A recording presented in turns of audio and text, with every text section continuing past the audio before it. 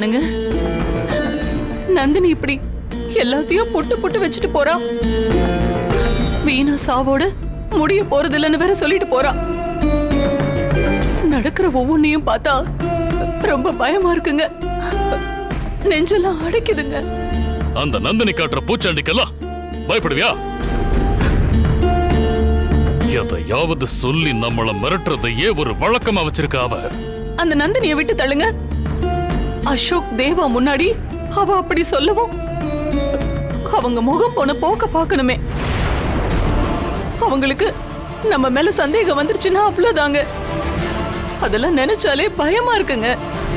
அவனுங்க நம்மள மன்னிக்கவே மாட்டானுங்க, கொன்னு போட்டுருவானுங்க.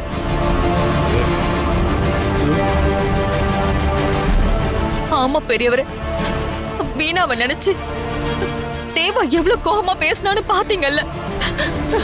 ஜமீன் மானத்தை வாங்கிட்டான்னு கொந்தளிச்சுட்டான். ஆனா நம்ம ஜமீன்ல நடக்கிற இவ்வளவு பிரச்சனைக்கு காரணம் வீணா இல்ல, நாம தானே தெரிஞ்சா அவ்வளவுதான் பெரியவரே. அக்கா சொன்ன மாதிரி நம்மள ஒரு வழி பண்ணிடுவானுங்க.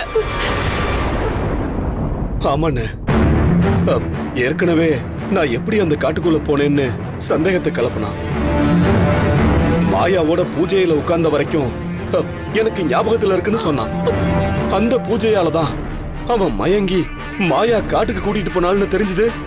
அவ்வளவுதானே, நம்ம எல்லாரும் மாட்டிக்குவோம். அப்பா, நந்தினி வேற வீணா சாவோட நிக்க போறதில்லன்னு சொல்லிட்டு போயிருக்கா. வீணாவுக்கு ஆல்பத்தை அனுப்பிச்சவ அடுத்து யார் மேல குறி வச்சிருக்கானே தெரியலையே. துர்காவுக்கு எதிரான பாவங்களை நாம எல்லாரும் தான் செஞ்சோம். கனக துர்கா சில திருட்டுக்கும் நாம தான் காரணம். அதனால அடுத்த குறி நம்மள யாராவது ஒருத்தரா இருக்குமா?